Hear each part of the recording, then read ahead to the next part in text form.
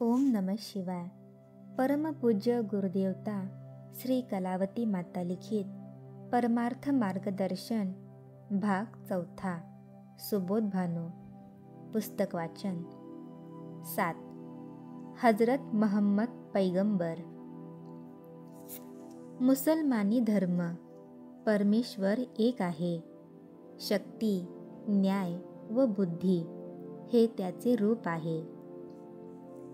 अरबस्थानात मक्का या गावी अब्दुल्ला नावाचा एक पुण्यवान पुरुष राहत होता. त्याच्या पत्नीचे नाव अमिनाबी असे होते. या जोडप्याच्या पोटी महम्मद पैगंबरांचा जन्म झाला. महम्मद आईच्या पोटात असतानाच अब्दुल्लाला इहलोक सोडून जावे लागले. दुःखातिशयाने अमिनाबीचे दूध एकाएकी आटल्यामुळे तिला लाडक्या मुलाला हालिमा नावाच्या दाईच्या स्वाधीन करावे लागले. आईच्या सहवासात 1 वर्ष काढल्यानंतर पैगंबर मातृसुखासही आचवले. पुढे 3 वर्ष आजोबांनी त्यांचा सांभाळ केला. त्यावर तेही स्वर्गवासी झाले. शेवटी पैगंबरांचे चुलते अबू तालिब याने त्यास ठेवून घेतले. बाळपण संपण्यापूर्वीच पैगंबरांची विचारशक्ती जागृत झाली. वयाच्या 25 वर्षापर्यंत म्हणजे अरबस्थानात अनाचार का व्हावेत? लोक एकमेकांच्या नरडीचा घोट घेण्यास कसे प्रवृत्त होतात? लोकांकडून चांगला एक शब्द देखील का ऐकू येऊ नये? आपणास जन्म देणाऱ्या स्त्रियांची बदनामी करून त्यांची विटंबना होत आहे, याचे कारण काय? याविषयी ते सदा एकांतात जाऊन स्वतःशीच विचार करीत बसत असत. यवनारंभी पैगंबर एका सधन व्यापाराचे एजंट म्हणून शहरोशहरी फिरू लागले. त्यांचा स्वभाव जन्मतःच गोड असल्यामुळे लवकरच त्यांची व्यापारात प्रगती झाली. व्यापारामधील त्यांची प्रगती पाहून मक्केमधील खदिजाबी नावाच्या एका धनाढ्य स्त्रीने आपला व्यापार त्यांच्या हवाली केला. पैगंबरांचे अनुपम सौंदर्य, त्यांचा सच्चेपणा, दयाशील वृत्ती व दिलदार स्वभाव पाहून खदिजाबीचे त्यांच्यावर अत्यंत प्रेम जडले आणि या निर्मल प्रेमाचे पर्यवसन लवकरच विवाहात झाले. खदिजाबी ही पैगंबरापेक्षा 10 वर्षांनी जरी मोठी होती तरी हा लग्न संबंध पैगंबरांना अत्यंत सुखाचा झाला.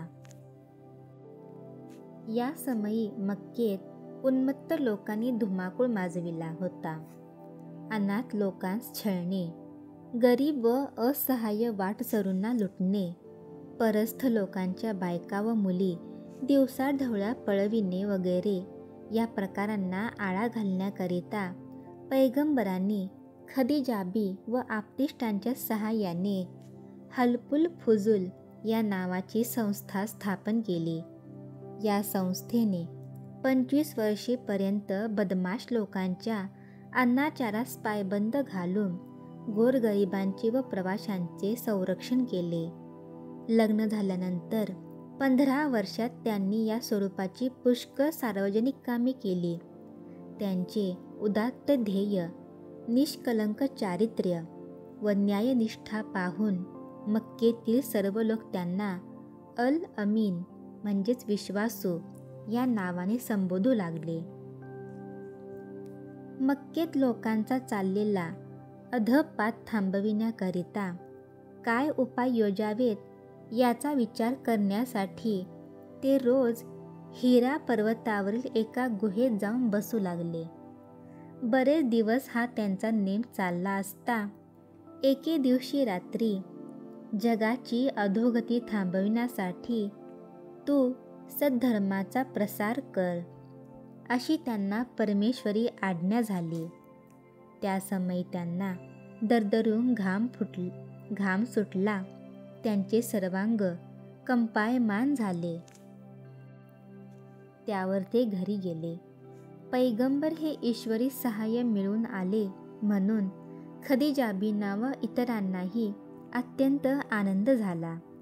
तेव्हापासून पैगंबर प्रत्येकाला परमेश्वराचा आशीर्वाद मिळवून सुखी व्हा. तो आपल्या अंतर्यामीच आहे. त्याची अनन्य भावाने व नियमाने प्रार्थना करा. परमेश्वर सत्कृत्ये करणाऱ्यावर प्रेम करतो, म्हणून तुम्ही दुष्कर्मे करण्याचे सोडून द्या. कुत्सितपणाने वागू नका. परमेश्वर सर्व साक्षी असल्यामुळे त्याला चोरून काहीच करता येत नाही. ही जागृती सदैव ठेवून न्यायाने वागा. अशा प्रकारे ते उपदेश करू लागले. विषयातून मन काढून परमेश्वराकडे लावण्याकरिता परमेश्वराच्या प्रार्थनेसाठी निवांत जागा हवी. याकरिता तेथे त्यांनी एक मंदिर बांधले आणि तेथे जाऊन ते रोज प्रार्थना व प्रवचन करू लागले. तसेच लोकांनाही प्रार्थना करण्यास शिकवू लागले. या मंदिराचे नावच मशीद होय. प्रथम लोक पैगंबरांचा उपदेश पटवून घेऊ न शकल्यामुळे ते त्यांना विरोध करीत असत. खरे महत्त्व कळू लागल्यावर असंख्य लोक त्यांचे अनुयायी झाले. श्री सद्गुरुनाथ महाराज की जय.